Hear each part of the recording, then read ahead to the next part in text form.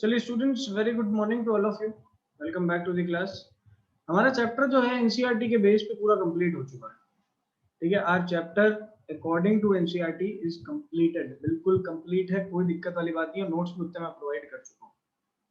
अब आती है कुछ एक एक्स्ट्रा चीजों की बात। ठीक है, जो कि आप रिफ्रेशर्स वगैरह खोलोगे और कंपटीशन एग्जाम्स की तैयारी करोगे तो आपको वो चीजें वहां पर दिखेंगी। जैसे सबसे पहले आपको दिखता है सीबैक इफेक्ट। ठीक है, क्या दिखता है? सीबैक इफेक्ट दिखता है। फिर आपको पेटलियर इफेक्ट दिखता है। ठीक है, फिर आपको थॉमसन इफेक्ट दिखता है।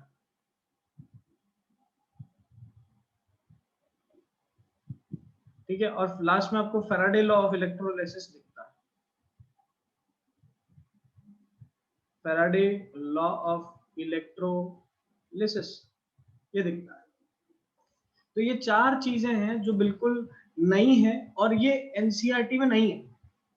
ठीक है, ये चीज आपसे बोर्ड में नहीं पूछेंगे। ये जो चार चीजें हैं ये बोर्ड में नहीं आएंगी। तो आज की अपनी लास्ट क्लास होगी इलेक्ट्रो, अपन बोल देखें तो करंट इलेक्ट्रिसिटी की, और उसके अंदर अपन इन सभी का एक ब्रीफ डिस्कशन जरूर देखेंगे। ठीक है, हम इसके बारे में जरूर देखेंगे कि भाई ये सीबैक इफेक्ट क्या होता है, ये पेटलियर इफेक्ट क्या है, फैराडे लॉ ऑफ इलेक्ट्रोलिसिस क्या है, इन सब के बारे में बात करेंगे। अगर मेरा ऑडियो वीडियो क्लियर है तो एक बार हैंड रेज कर दो सभी।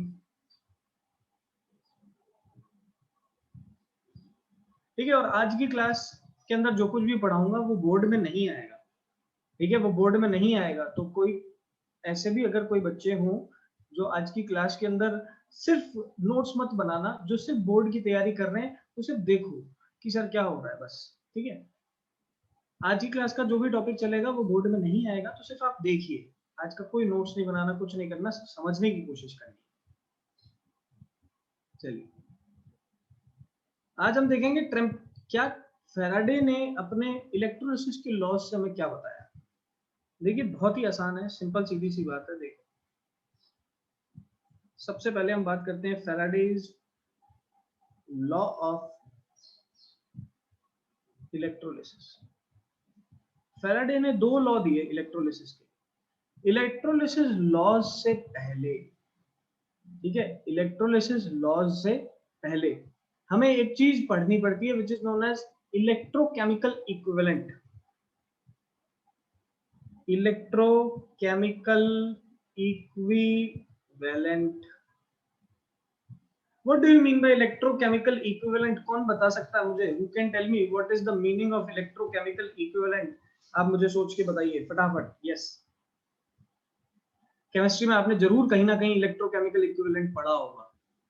आपने केमिकल इक्विवेलेंट जरूर पढ़ा होगा। इलेक्ट्रोकेमिकल इक्विवेलेंट क्या होता है? No one can tell me. देखिए, आप लोग सभी को पता है व्हाट इज इक्विवेलेंट वेट। सबको पता होगा, केमिस्ट्री में आपने पढ़ा होगा कि भाई इक्विवेलेंट वेट क्या होता है। अगर सबको पता है तो एक बार हैंड रेज करिए। मोल कॉन्सेप्ट में पढ़ा होगा आपने इसे। इक्विवेलेंट वेट आपने मोल कॉन्सेप्ट में जरूर पढ़ा होगा। देखिए, अगर इक्विवेलेंट वेट आपको पता है या इक्विवेलेंट मास जो होता है आपको अगर ये पता है, तो chemical equivalent is nothing but Z, and this Z is equal to E upon में 96,500। तो सही, ये क्या हो गया? ये आ गया मेरे पास ग्राम पर कूलाम में, है कि नहीं आया? भाई मेरे पास यहाँ पर इक्विवेलेंट वेट था। ठीक है, इक्विवेलेंट वेट ग्राम में निकलता है। उसके बाद मेरे पास क्या आ गया? 96,500। ये क्या होता है? अरे 96,500 तो कूलाम है ना भाई। जब भी आप इक्विवेलेंट वेट को डिवाइड कर दोगे एक फैराडे चार्ज से, उसी को कहा जाता है electrochemical equivalent denoted by Z। क्या कहा जाता है? Electrochemical equivalent denoted by Z। अब अपन फैराडे के दो लॉ के बारे में बात करते हैं। आपने बचपन में जरूर एक रिएक्शन पढ़ी होगी जिसको कहा जाता है इलेक्ट्रोलिसिस रिएक्शन। और अगर हम बैटरी के बारे में बात करें तो बैटरी के अंदर भी एक ऐसी रिएक्शन चल रही होती है जिसके कारण करंट फ्लो हो रहा होता है, and that reaction is nothing but the electrolysis reaction. उसी रिएक्शन को तो हम इलेक्ट्रोलिसिस कहते हैं, जिसके अंदर हमने दो इलेक्ट्रोड्स लिए, इलेक्ट्रोलिटिक सॉल्यूशन में उसे डिप करके रखा है, यहाँ पर कुछ ना कुछ रिएक्शन हुआ, रिएक्शन होने के कारण हमें करंट मिलने लगता है। अब बेसिकली होता क्या है कि जब भी इलेक्ट्रोलिसिस रिएक्शन चल रही होती है, तो जो ये इलेक्ट्रोड्स के मासेस हैं, ये एक तरफ से तो कम होने लग जाते हैं और दूसरी तरफ डिपॉजिट होने लग जाते हैं। क्या कभी ऐसा पढ़ा है आपने? नहीं पढ़ा है? एक तरफ से मास होने लग जाता है कम और दूसरी तरफ डिपॉजिट होने लग जाता है। आपने जरूर पढ़ा हो, यस, जरूर इस चीज को आपने कभी ना कभी पढ़ा होगा केमिस्ट्री के अंदर, दैट एक तरफ से मास हो गया, कम होने लग गया, दूसरी तरफ डिस्ट्रीब्यूट होने लग गया। क्या कभी पढ़ा है? यस और नो, हैंड रेज करके बताओ। ठीक है, बिल्कुल सही बात है, सभी ने पढ़ा है। 8th क्लास में सबसे पहले इलेक्ट्रोलिसिस रिएक्शन आ जाती है 8th क्लास की साइंस में, वहां पे भी हम लोग पढ़ते हैं कि एनोड और कैथोड का जो साइज है वो चेंज होने लग जाता है। इसी के बेस पे हम इलेक्ट्रोलिटिक रिफाइनिंग करते हैं। आपको याद होगा गोल्ड प्लेटिंग, ठीक है, गोल्ड प्लेटिंग हम इसी रिएक्शन से करवाते हैं हम, ठीक है। किसी चीज को पॉलिश करना हो, किसी चीज पे गोल्ड प्लेट करना हो, सिल्वर प्लेटिंग करनी हो, वो सब हम कौन सी रिएक्शन से करवाते हैं? इलेक्ट्रोलिसिस रिएक्शन से करवाते हैं।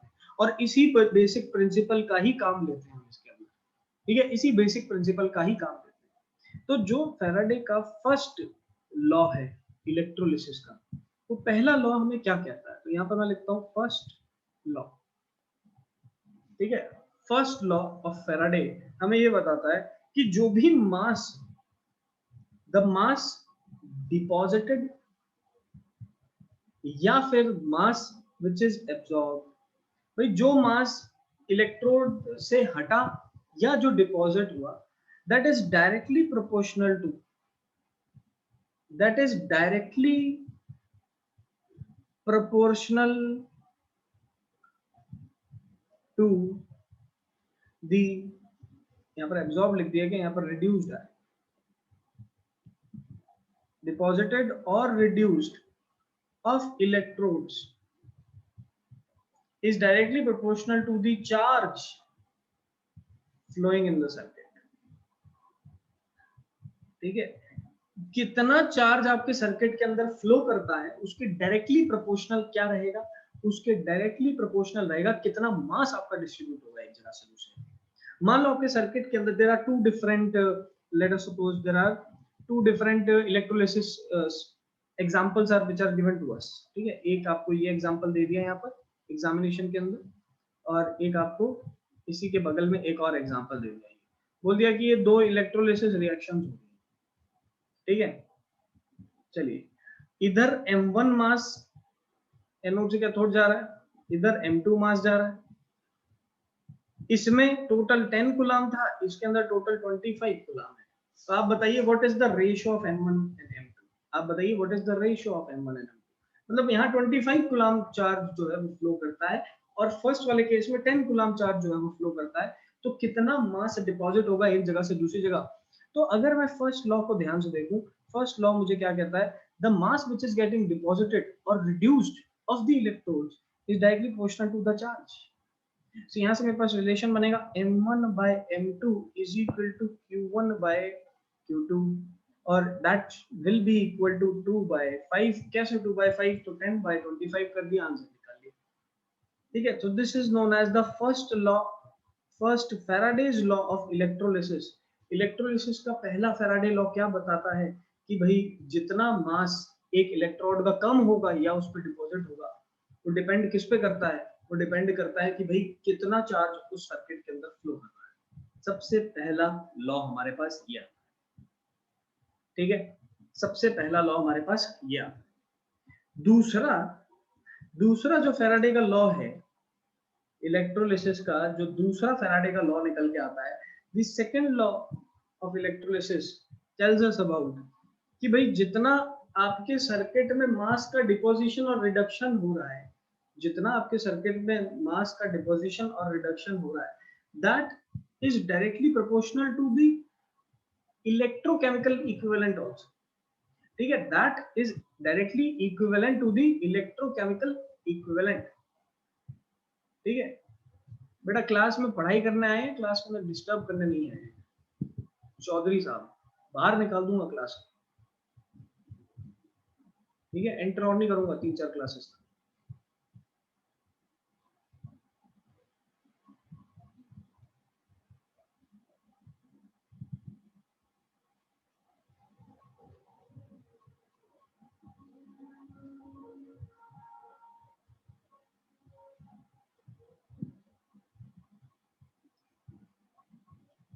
चलिए, the second law of Faraday says that mass deposited और reduced, इसकी फाइल आपको ग्रुप पे मिल जाएगी तो दिक्कत वाली बात नहीं, आप तो बस समझिए हो क्या रहा है। मास डिपॉजिटेड और reduced of an electrode is directly proportional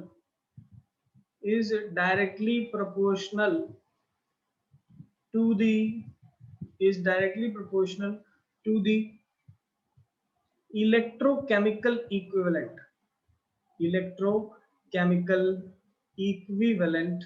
of the electrolytic solution। भाई इलेक्ट्रोलिटिक सॉल्यूशन के भी इलेक्ट्रोकेमिकल इक्विवेलेंट के डायरेक्टली प्रोपोर्शनल होता है मास डिपोजिशन। अब ये इलेक्ट्रोकेमिकल इक्विवेलेंट क्या है, तो मैं ऐसे लिख सकता हूँ m which is deposited is directly proportional to z। अभी z निकालते कैसे हैं, तो z हम निकालते हैं भाई जो भी आपका इक्विवेलेंट वेट था उसको आप डिवाइड कर दो 96,500 से, ठीक है। तो यहां से तो हमारे पास क्या निकलता है, इक्विवेलेंट इलेक्ट्रोकेमिकल इक्विवेलेंट, और इसी इलेक्ट्रोकेमिकल इक्विवेलेंट के डायरेक्टली प्रोपोर्शनल होता है मास किसी सर्किट के अंदर, ठीक है। ये इलेक्ट्रोकेमिकल इक्विवेलेंट किसका निकालना है, तो ये इलेक्ट्रोकेमिकल इक्विवेलेंट आपको निकालना है ना ही इलेक्ट्रोड्स का, ना ही वॉल्स का, ना ही किसी चीज का, सिर्फ और सिर्फ इलेक्ट्रोलिटिक सॉल्यूशन का। मतलब कितना आपने इलेक्ट्रोलिटिक सॉल्यूशन लिया, पहले उसका इक्विवेलेंट वेट निकालोगे, फिर उस इक्विवेलेंट वेट को 96,500 से डिवाइड करोगे, और उसके बाद उसके प्रोपोर्शनल क्या आएगा मेरे पास, मास आ जाएगा। अब खुद सोचो, अगर मैं आपको दो डिफरेंट इलेक्ट्रोलिटिक सॉल्यूशंस दे, तो मैं यहाँ लिख देता हूँ for two different electrolytic solutions, ठीक है। दो अलग अलग इलेक्ट्रोलिटिक सॉल्यूशंस के लिए हम क्या करेंगे, मासेस को डायरेक्टली प्रोपोर्शनल Z1 और M2 को डायरेक्टली प्रोपोर्शनल Z2 ले सकते हैं। दोनों अलग अलग केसेस जैसे ऊपर लिए थे अपन ने, यहाँ पर दो अलग अलग केसेस लिए। पहले तो अपन ने चार्ज की कॉरेस्पॉन्डिंग बात की, अब हम इलेक्ट्रोलिटिक सॉल्यूशन के कॉरेस्पॉन्डिंग बात करें। तो हम क्या करेंगे, दोनों को मासेस को डिवाइड करते हैं। डिवाइड जब करेंगे तो यहाँ पर बनेगा m1 by m2 is equal to z1 by z2 and z can be written as e1 by 96,500 और e2 by 96,500। तो यहाँ से रिलेशन क्या बना, m1 by m2 is equal to e1 by e2। That means जो मास deposit हो रहा है वो डायरेक्टली प्रोपोर्शनल किसके दिख रहा है, डायरेक्टली प्रोपोर्शनल दिख रहा है इक्विवेलेंट वेट के। किसके, इक्विवेलेंट वेट। आपको ये चीज ध्यान रखनी है। And these are the two Faraday's law of electrolysis. ये दो फैराडे लॉ ऑफ इलेक्ट्रोलिसिस आते हैं मेरे पास, जो कि सिंपली आपको ऑब्जेक्टिव क्वेश्चंस में बहुत हेल्प करेंगे। इससे ज्यादा इस चैप्टर में बैटरी से आपसे नहीं पूछा जाता, अब इसके बाद अपन सीबैक इफेक्ट और पेटलियर इफेक्ट पे आएंगे। चलिए, दो चीजें याद रखनी है कि दो इलेक्ट्रोड्स के बीच में जो मास का डिपोजिशन और रिडक्शन हो रहा है वो दो चीजों पे डिपेंड कर रहा है। सबसे पहले कितना चार्ज आपके सर्किट में फ्लो करता है, ठीक है, उसके डायरेक्टली प्रोपोर्शनल है, उसको अपन ने फर्स्ट लॉ बोल दिया। दूसरा किस चीज पे डिपेंड कर रहा है कि कितना इलेक्ट्रोकेमिकल इक्विवेलेंट है किसका, इलेक्ट्रोलिटिक सॉल्यूशन का। उस इलेक्ट्रोलिटिक सॉल्यूशन का इलेक्ट्रोकेमिकल इक्विवेलेंट आप निकालेंगे। जब निकाल के अपन रेशियो कैलकुलेट करते हैं तो डायरेक्टली इक्विवेलेंट वेट के बराबर ही आ जाता है फॉर्मूला। तो कभी कभार क्या क्वेश्चन में इक्विवेलेंट वेट्स गिवन होते हैं और मासेस का रेशियो आपसे पूछ लिया जाता है, तो डायरेक्टली वी कैन कैलकुलेट, कोई दिक्कत वाली बात नहीं। बताइए ये दोनों लॉ सबको क्लियर हुए कि नहीं। एक में डायरेक्टली प्रोपोर्शनल चार्ज है, दूसरे के अंदर डायरेक्टली प्रोपोर्शनल इलेक्ट्रोकेमिकल इक्विवेलेंट है। Fast tell me yes everyone.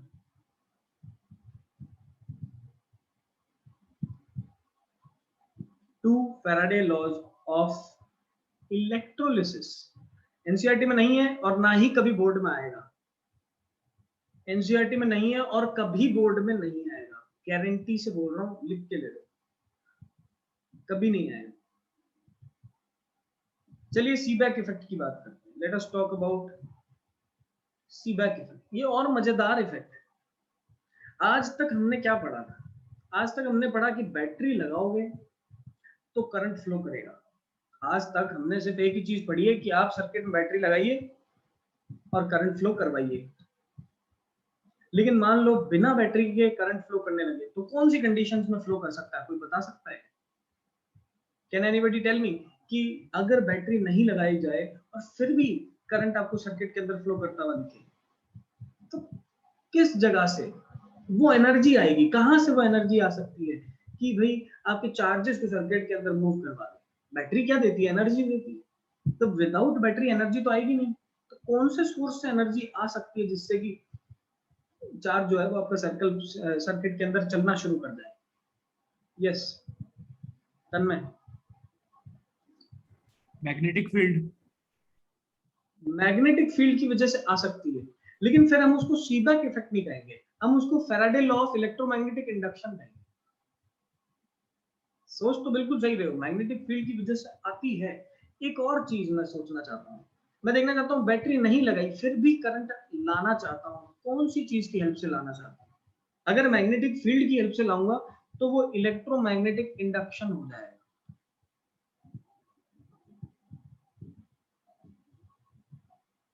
ठीक है, वो सीबैक इफेक्ट नहीं रहेगा। हम बात करने चाहते हैं सीबैक इफेक्ट की। ना ये सीबैक इफेक्ट में होता क्या? ध्यान से देखिए, बिल्कुल सही था मैग्नेटिक इंडक्शन। सीबैक इफेक्ट में हम क्या करते हैं? टेम्परेचर का यूज करते हैं। आप ध्यान से देखिए, आपने अल्टीमेटली देखा है कि सर्किट के अंदर what is happening in a circuit, electrical current के कारण या इलेक्ट्रिकल एनर्जी अल्टीमेटली कन्वर्ट हो जाती है हीट के अंदर और आपका सर्किट गर्म होने लग जाता है। मैं क्या करता हूं, अब सीबैक इफेक्ट के लिए दो कंडक्टर्स को मैंने लगाया, एक कंडक्टर ऐसे लगा दिए, ठीक है, और एक कंडक्टर इसी से ये ऐसा और लगा दिया, ठीक है। एक को कॉपर ले लो, एक को आयरन ले लो। इनके आपको दिख रहे हैं दो जंक्शन, एक जंक्शन दिखा यहां पर, एक जंक्शन दिखा यहां पर। एक जंक्शन का टेम्परेचर रख दिया हमने हाई और एक जंक्शन का टेम्परेचर रख दिया हमने लो। एक जंक्शन का टेम्परेचर रख दिया हाई, एक जंक्शन का टेम्परेचर रख दिया लो। Now Seebeck was the scientist who first discovered this effect. इस इफेक्ट को उन्होंने सबसे पहले देखा और इस इफेक्ट के बारे में उन्होंने हमें क्या बताया कि जब भी आप दो डिफरेंट मटेरियल उठाइए, आपने कॉपर उठाया, आयरन उठाया, दोनों को उठाया, दो जगह से जंक्शन प्रोवाइड किया, एक यहाँ पर जंक्शन प्रोवाइड किया, आप स्क्रीन पर देख पा रहे हैं, और एक दूसरी जगह इधर जंक्शन प्रोवाइड कर पा रहे हैं। So two junctions are provided to it. First junction is kept at a higher temperature. The second junction is kept at a lower temperature. भाई पहले जंक्शन को हाई टेम्परेचर पे रखा, सेकंड जंक्शन को लोअर टेम्परेचर पे रखा, तो ये देखा गया कि इस लूप के अंदर करंट स्टार्ट्स फ्लोइंग। ये देखा गया कि इस लूप के अंदर करंट स्टार्ट्स फ्लोइंग, और इसका एक्सप्लेनेशन क्या दिया गया कि यहाँ पर जो थर्मल एनर्जी, ठीक है, या फिर बोले यहाँ पर जो heat energy, that heat energy is getting converted into the electrical energy. अब ये कहां से? दिमाग में सवाल आता है कि सर ऐसा क्यों, ऐसा क्या हो गया यहाँ पर कि भाई ये ऐसे करंट को फ्लो करने लग गया? तो आपने 10th 11th क्लास में एक चीज पढ़ी होगी, मैं पूछता हूँ आप लोगों से कितने लोगों ने पढ़ा है, मोड्स ऑफ हीट ट्रांसफर। ठीक है, पढ़े होंगे, 3 तरीके के मोड पढ़े होंगे, कितने लोगों ने पढ़े modes of heat transfer? 11th class में पढ़ा होगा। दो बच्चे, बस 2 बच्चे। तो मोड्स ऑफ हीट ट्रांसफर आते थे, सबसे पहला आता था कंडक्शन, दूसरा आता था कन्वेक्शन, और तीसरा आता था रेडिएशन। अब बताओ कितने लोगों को याद आ रहा है? पढ़ा तो होगा। Modes of heat transfer, conduction किस में होता था? सॉलिड में। कन्वेक्शन किस में होता था? लिक्विड्स में एंड गैसेस में। और रेडिएशन के लिए कोई भी मीडियम की रिक्वायरमेंट नहीं होती थी। पढ़ा है कि नहीं पढ़ा है? अब सारे हैंड्स खड़े हो गए भाई। पढ़ा सब है। तो सीबैक ने क्या किया, इस फिनोमेना का एक्सप्लेनेशन इस मोड ऑफ हीट ट्रांसफर से दिया। इसने बोला कि जिस तरीके से एक जगह से दूसरी जगह हीट ट्रांसफर होने लग जाती थी due to the temperature difference, और वहां पर जो हीट ट्रांसफर होता था उसको हम हीट करंट के नाम से जानते थे। ठीक है, उसको हम किसके नाम से जानते थे, हीट करंट के नाम से जानते थे। ठीक है, आपने ये फॉर्मूला जरूर पढ़ा होगा, Q by T is equal to K A by L bracket में TH माइनस TC। ठीक है, ये आपने थर्मल कंडक्टिविटी का फॉर्मूला जरूर पढ़ा होगा, हीट करंट का फॉर्मूला, थर्मल रेजिस्टेंस का फॉर्मूला। तो यहाँ पर हम इस चीज से किसको एक्सप्लेन करते थे, हीट ट्रांसफर को एक्सप्लेन करते थे कि सॉलिड्स के अंदर हीट ट्रांसफर कैसे होता है। ठीक है, ये चीज आप 11th क्लास के अंदर मोड ऑफ हीट ट्रांसफर में पढ़ते थे। सीबैक ने इसी को कनेक्ट किया और इस पे एक्सपेरिमेंट करने की कोशिश की, और जब एक्सपेरिमेंट्स करके इन्होंने ये पाया कि सारे मटेरियल्स ये चीज शो नहीं करते, सिर्फ कुछ ही दुनिया में, संसार में कुछ ही कपल्स हैं। ठीक है, कुछ ही कपल्स हैं बेटा, ये कपल जो है ये हमारे दो डिफरेंट मटेरियल है। ठीक है, तो ये जो संसार में दो डिफरेंट मटेरियल्स वाले कपल्स कुछ ही ऐसे होते हैं जो सीबैक इफेक्ट को शो करते हैं, इन्होंने ये बताया। और उनको नाम इन्होंने क्या दिया, उनको नाम दिया थर्मोकपल। क्या नाम दिया, थर्मोकपल।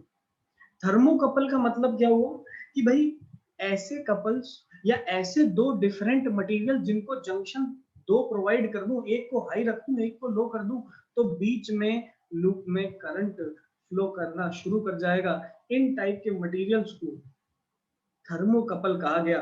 और सबसे बेस्ट एग्जांपल वही है जो ऊपर मैंने बनाया है, which is copper and iron. सबसे बेस्ट एग्जांपल ऑफ थर्मोकपल। ठीक है शोएब, आपने पूरा एकदम कैमरा मेरा ऑन करके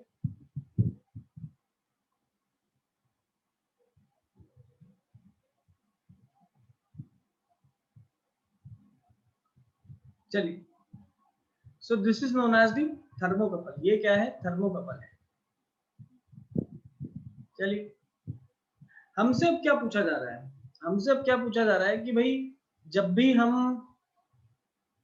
दो डिफरेंट मटेरियल्स को आपस में लगाएंगे, आपने दो जंक्शंस प्रोवाइड किए, उन दो जंक्शंस को अलग अलग एक हाई टेम्परेचर पर रखा, एक को लो टेम्परेचर पर रखा, तो एक्सपेरिमेंटली ये देखा गया कि बीच में कुछ करंट मिलता है। वो जो करंट मिलता है उसी को क्या कहा गया, सीबैक करंट कहा गया।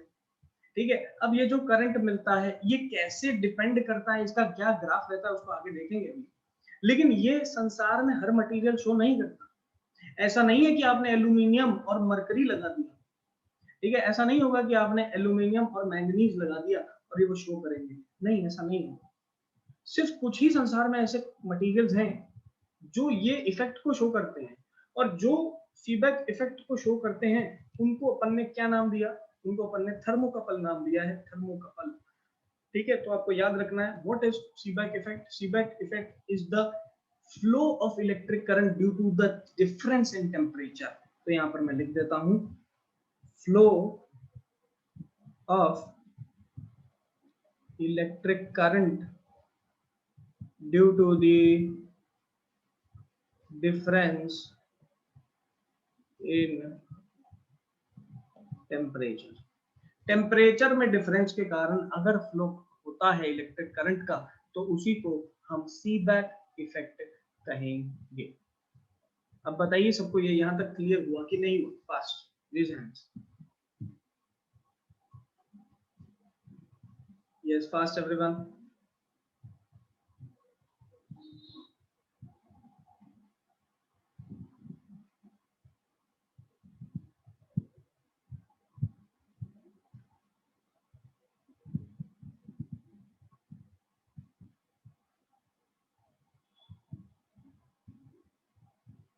ठीक है, कोई डाउट है तो डाउट बताइए बेटा फटाफट। Yes if there is any doubt. हाँ भाई तन्मय। सर इसका आउटपुट ज्यादा थोड़ी होता है। नहीं, आउटपुट ऑब्वियसली ज्यादा नहीं होगा, क्योंकि टेम्परेचर डिफरेंस आप कितना कर लो, ठीक है, और कितना ही उससे एनर्जी कन्वर्ट हो जाएगी, तो बहुत कम आउटपुट रहता है। और सर इस पे कंपटीशन में क्वेश्चंस कैसे बनते हैं? कंपटीशन क्वेश्चन अभी बताएंगे, अभी आगे फॉर्मूले बनेंगे इस पे। Yes Bhavna.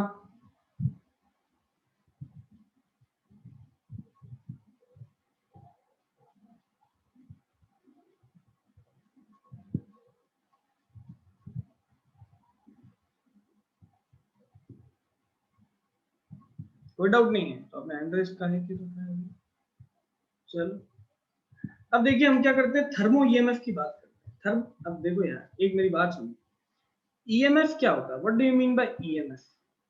EMF is the energy, ठीक है, ये वही तो एनर्जी है जो इलेक्ट्रॉन को सर्किट के अंदर फ्लो करवाती है, उसी को तो हम ईएमएफ कह रहे हैं। यहाँ पर अब एक शब्द हम यूज करेंगे which is known as thermo EMF. Now thermo EMF is basically developed due to the temperature difference। भाई जंक्शंस के बीच में जो टेम्परेचर डिफरेंस था उसी को तो हम यहाँ पर क्या नाम दे रहे हैं, टेम्परेचर डिफरेंस। और उसी टेम्परेचर डिफरेंस के कारण थर्मो ईएमएफ हमारे सर्किट में बनती हुई हमें दिखती है। So what do you mean by thermo EMF? Thermo EMF is that EMF which is responsible for this thermocurrent in this Seebeck। ठीक है, तो ये थर्मो ईएमएफ वर्सेस टेम्परेचर का मैं भी ग्राफ बनाऊंगा। ठीक है, thermo EMF versus temperature difference का एक ग्राफ बनाया जाएगा, ध्यान से। ठीक है, और फिर उस ग्राफ की बनेगी इक्वेशन, और उस इक्वेशन पे फिर आएगा आपके पास सवाल। आइए, तो यहाँ पर मैं लिखता हूँ on the Y axis we can write thermo EMF, मतलब जो टेम्परेचर डिफरेंस के कारण सर्किट में ईएमएफ बना। भाई ओम्स लॉ क्या कहता है, V is proportional I, that means current है तो कहीं ना कहीं पोटेंशियल तो है ही ना। अब वो पोटेंशियल डिफरेंस कितना होगा, तो यहाँ पर क्योंकि टेम्परेचर के कारण पोटेंशियल डिफरेंस आ रहा है तो उसी लिए उसको थर्मो ईएमएफ कह दिया जा रहा है। ठीक है, तो रॉकेट साइंस नहीं, इजी सी चीज है, कनेक्ट करो बस। और यहाँ पर मैं लिख रहा हूँ ऑन दी एक्स एक्सिस, यहाँ लिख रहा हूँ temperature difference, so we can write temperature लिख देते हैं। ठीक है, अब देखिए टेम्परेचर के कॉरेस्पॉन्डिंग किस तरीके से यहाँ पर ग्राफ जो है वो वेरी करता है। सो ग्राफ वेरीज लाइक दिस, इस तरीके का आपको यहाँ पर ग्राफ देखने को मिलता है। एक आपको ग्राफ का दिख रहा है पीक, उसके कॉरेस्पॉन्डिंग जो टेम्परेचर आता है that is known as Tn। जो ग्राफ का पीक दिख रहा है उसके कॉरेस्पॉन्डिंग जो टेम्परेचर आता है उसको कहा जाता है Tn। एक टेम्परेचर ऐसा होता है जिसके बाद ग्राफ जो है वो नेगेटिव जाता हुआ दिख रहा है, ये देखो नीचे जाता हुआ दिख रहा है ऐसा।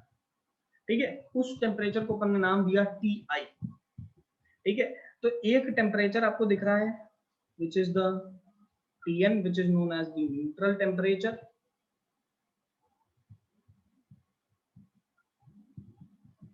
एक टेम्परेचर आपको दिख रहा है एंड वाला टेम्परेचर जिसको अपन ने Ti बोला या फिर इन्वर्जन टेम्परेचर।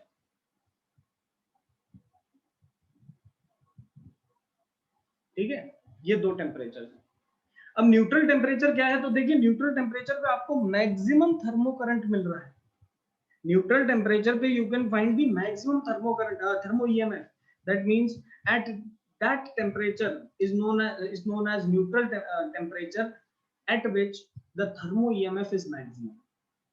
उस टेम्परेचर को हम न्यूट्रल टेम्परेचर कहेंगे जिस पॉइंट पे थर्मो ईएमएफ क्या होगा, मैक्सिमम होगा। चलिए बिल्कुल सही बात है। अब एक्चुअल बिहेवियर ऑफ ग्राफ क्या दिख रहा है, आप टेम्परेचर बढ़ाते जा रहे हो बढ़ाते जा रहे हो बढ़ाते जा रहे हो तो थर्मो ईएमएफ भी बढ़ता जा रहा है। एक समय आया थर्मो ईएमएफ हो गया मैक्सिमम, अब आप और टेम्परेचर बढ़ाओगे तो थर्मो ईएमएफ कम होने लगेगा। अब आप और टेम्परेचर बढ़ाओगे तो थर्मो ईएमएफ देखो आगे क्या होने लग गया है, डिक्रीज होने लग गया है। पहले क्या हो रहा था, इंक्रीज हो रहा था। ठीक है, तो this is the behaviour of thermo EMF in the circuit as you increase the temperature.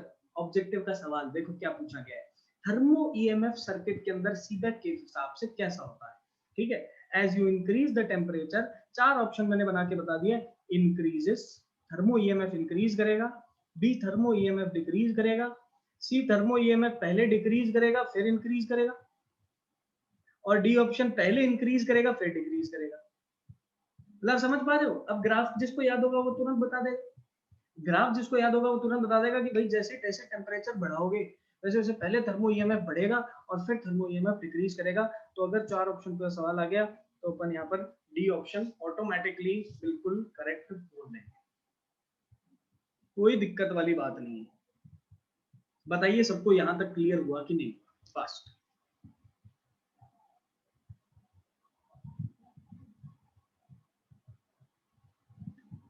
फटाफट बताइए। यस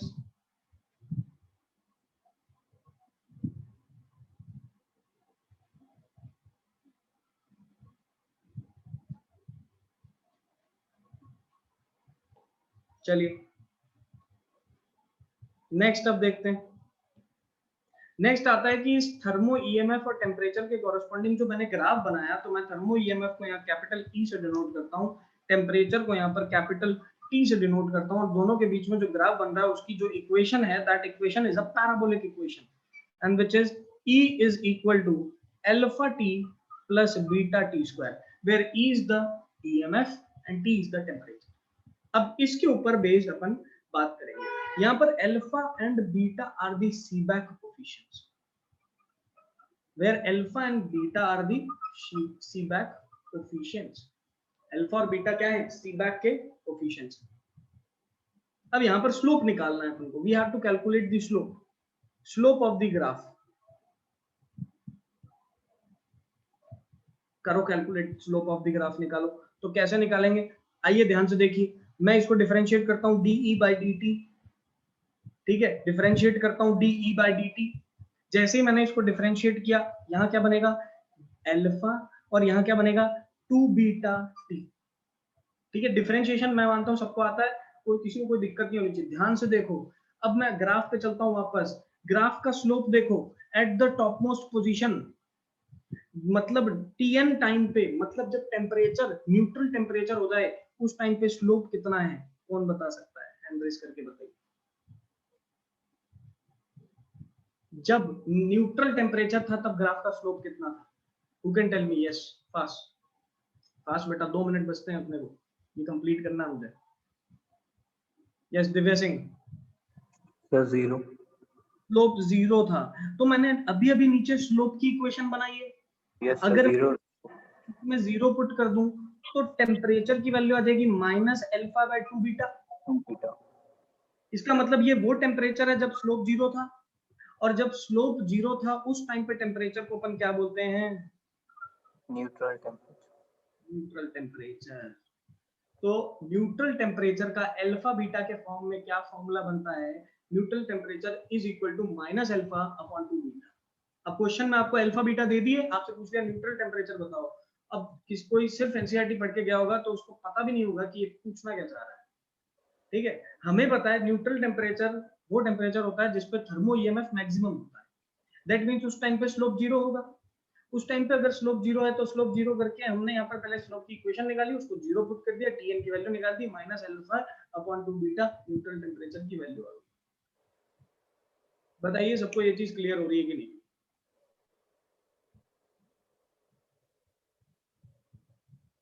अब इसी के कॉरेस्पॉन्डिंग मैं तुम्हें अब लास्ट चीज इसमें और बता देता हूं, फिर अपना सीबैक इफेक्ट खत्म हो रहा है। इसी के कॉरेस्पॉन्डिंग अगर कोई मुझसे पूछ ले इन्वर्जन टेम्परेचर निकाल के बताओ, तो कैसे निकालेंगे? बहुत आसान है बेटा, बहुत आसान है। इन्वर्जन टेम्परेचर अगर निकालने को पूछ लिया जाए तो देखो, इन्वर्जन टेम्परेचर के टाइम पे ईएमएफ कितना हो रहा है? 0। तो मेरे पास जाए डायरेक्ट जो ये ईएमएफ वाली इक्वेशन है, मैं इसको 0 पुट कर दूंगा, alpha T plus beta T square minus alpha T बराबर बीटा टी स्क्वायर। तो टी की वैल्यू आ जाएगी इन्वर्जन टेम्परेचर की माइनस अल्फा बाय, क्या आ जाएगी? Minus alpha by beta. कुछ नहीं है।